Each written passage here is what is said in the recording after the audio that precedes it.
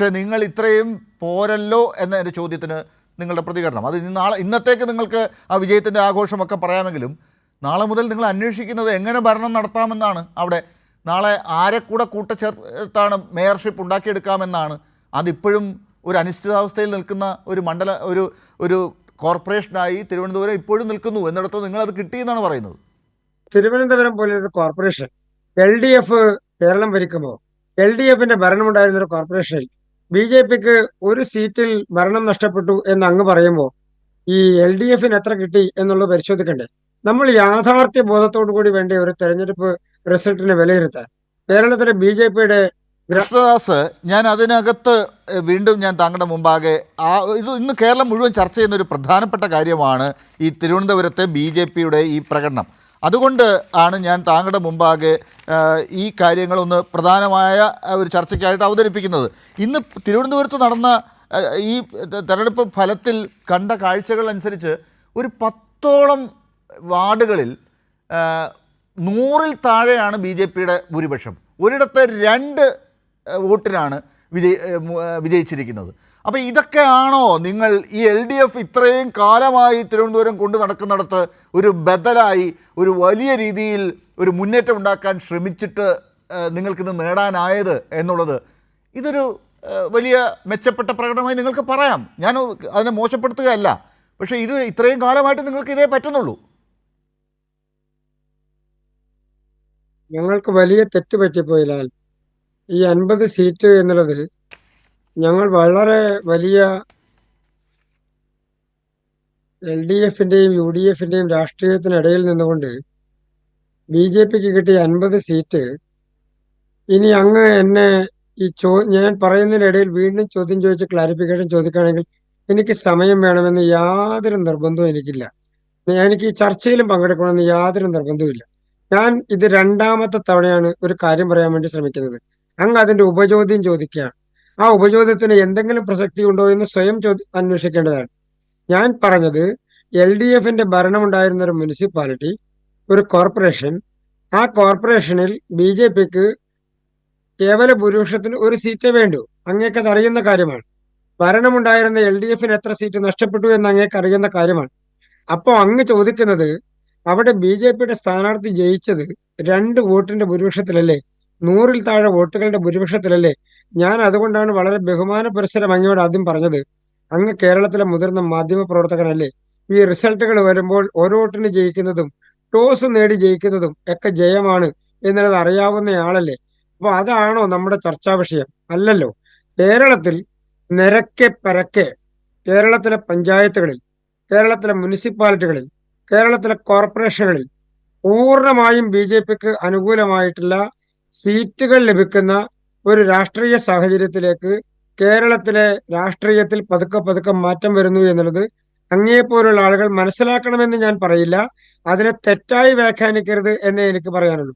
2ാമത്തത്, കേരളത്തിലെ എല്ലാ കോർപ്പറേഷനുകളിലും, പ്രത്യേകിച്ച് കോർപ്പറേഷൻ എന്ന് പറഞ്ഞാൽ നമുക്കറിയുന്ന കാര്യങ്ങളാണ്, കേരളത്തിലെ എല്ലാ നഗരപ്രദേശങ്ങളും BJPക്ക് അനുകൂലമായ രാഷ്ട്രീയ സാഹചര്യം ഉണ്ടാകുന്നു. അത് വലിയ തരത്തിൽ നാളെ BJP കേരളത്തിൽ ഭരണം പിടിക്കും എന്നുള്ളതല്ല.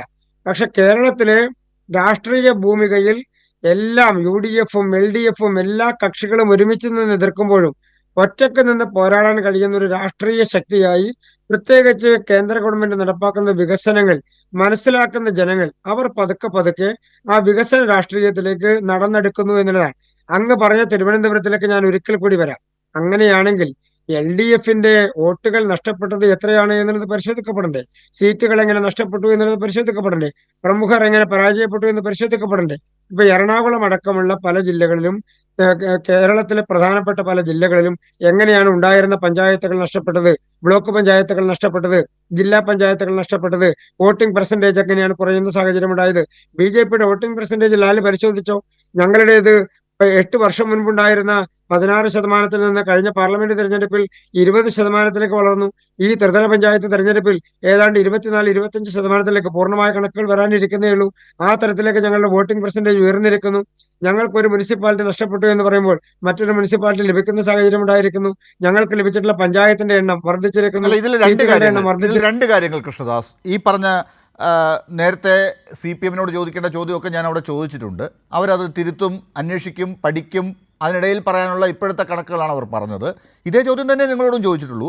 പക്ഷേ നിങ്ങൾ ഈ പറയുന്ന തരത്തിലുള്ള മുന്നേറ്റം ഉണ്ടാക്കി എന്നൊക്കെ പറയുമ്പോൾ നിങ്ങൾക്ക് ഇപ്പം തന്നെ അങ്ങ് പറഞ്ഞതുപോലെ ഒരു മുനിസിപ്പാലിറ്റി നിങ്ങൾക്ക് പോയിട്ടുണ്ടെന്ന് പറയുമ്പോൾ കേരളത്തിൽ നിങ്ങൾക്ക് ഉണ്ടായിരുന്ന ഒരു മുനിസിപ്പാലിറ്റി പിന്നെ അടുത്ത തവണ കിട്ടുന്നില്ല എന്ന് പറയുന്നത് നിങ്ങളുടെ ഭരണത്തിൻ്റെ ഈ നേരത്തെ പറഞ്ഞതുപോലെയുള്ള മറ്റുള്ളവരിൽ നമ്മൾ ആക്ഷേപിച്ച അതേ പ്രശ്നം നിങ്ങൾക്കുള്ളത് കൊണ്ടാണല്ലോ. നിങ്ങൾക്ക് രണ്ടാമത് ഒന്നുകൂടി തരാൻ പറ്റാത്തൊരു സാഹചര്യം ജനങ്ങൾ കണ്ടുപിടിക്കുകയാണല്ലോ. പുതിയ മുനിസിപ്പാലിറ്റി നിങ്ങൾക്ക് കിട്ടിയിട്ടുണ്ട്, അത് ഞാൻ ഇല്ലയെന്ന് പറഞ്ഞിട്ടില്ല. അപ്പോൾ അത് സംഭവിക്കുന്നു എന്നുള്ളത് നിങ്ങളും അംഗീകരിക്കണം. പിന്നെ തിരുവനന്തപുരത്തെക്കുറിച്ച് രണ്ടാമത്തെ കാര്യം അതാണ്.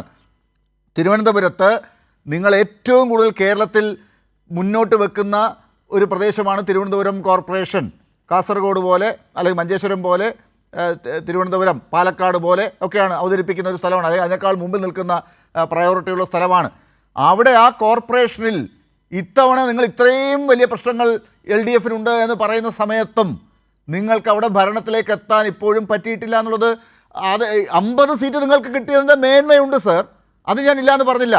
പക്ഷേ അങ്ങനെയുള്ളപ്പോഴും തൃശ്ശൂരിൽ സംഭവിച്ച LDF-ന് കഴിഞ്ഞ തവണ സംഭവിച്ച ഒരു പ്രശ്നമുണ്ടല്ലോ.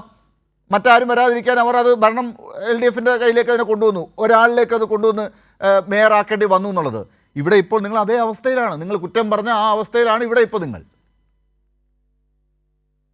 BJP കേരളത്തിൽ വളർച്ചയുണ്ടോ വളർച്ചയില്ലയോ, കേരളത്തിൽ മുന്നോട്ട് പോകുന്നുണ്ടോ, ഇതൊക്കെ നമുക്ക് ഡാറ്റ വെച്ച് പരിശോധിക്കാം. വോട്ടിൻ്റെ എണ്ണത്തിലും സീറ്റുകളുടെ എണ്ണത്തിലുമൊക്കെ. അങ്ങ് പറഞ്ഞ കാര്യങ്ങൾ അങ്ങ് പറയുന്നതിന് മുൻപേ എത്രയോ വർഷങ്ങളായി അതെല്ലാം ഉൾക്കൊണ്ട് കേരളത്തിൽ ഒരു സീറ്റ് പോലും കിട്ടാത്തപ്പോൾ, ഒരു പഞ്ചായത്ത് പോലും ജയിക്കാത്തപ്പോൾ, ഒരു മുനിസിപ്പാലിറ്റിയിൽ ഒരു അംഗം പോലും ഇല്ലാത്തപ്പോൾ, ഒരു കോർപ്പറേഷനിൽ ഒരു അംഗം പോലും ഇല്ലാത്തപ്പോൾ നിരന്തരമായി എത്രയോ വർഷങ്ങളായി നിരവധി പ്രവർത്തകന്മാർ കഠിനാധ്വാനം ചെയ്ത് ആളുകളുടെ വിശ്വാസം നേടിയെടുത്ത് ജനങ്ങളുടെ ഇടയിൽ പ്രവർത്തിച്ച് LDF-ന്റെയും UDF-ന്റെയും രാഷ്ട്രീയത്തിന് എതിരായിട്ടുള്ള പ്രവർത്തനം നടത്തി അവരുടെ വിശ്വാസവഞ്ചനകളും ജനവഞ്ചനകളും എല്ലാം തുറന്നു കാണിച്ച്, ഞാനൊന്ന് തിരിച്ചു ചോദിക്കട്ടെ ലാൽ, ഈ കേരളത്തിന്റെ രാഷ്ട്രീയത്തോടൊപ്പം തന്നെ ബംഗാളിന്റെയും ത്രിപുരയുടെയും കൂടി രാഷ്ട്രീയം കൂടി ഒന്ന് ചേർത്ത് വായിച്ചു പോകേണ്ട നല്ലതല്ലേ? ഇവിടെ LDF എവിടെയാണോ റീപ്ലേസ് ചെയ്യപ്പെടുന്നത് അവിടെ BJP കടന്നു വരുന്നില്ലേ സ്വാഭാവികമായും രാഷ്ട്രീയ രംഗത്ത്? ഈ ശ്രീ ലാൽകുമാർ നേരത്തെ അദ്ദേഹത്തിന്റെ തുടക്കത്തിലുള്ള വിശകലനത്തിൽ അദ്ദേഹം പറഞ്ഞത് ഓർമ്മയില്ലേ? അങ്ങ് കേട്ടതല്ലേ?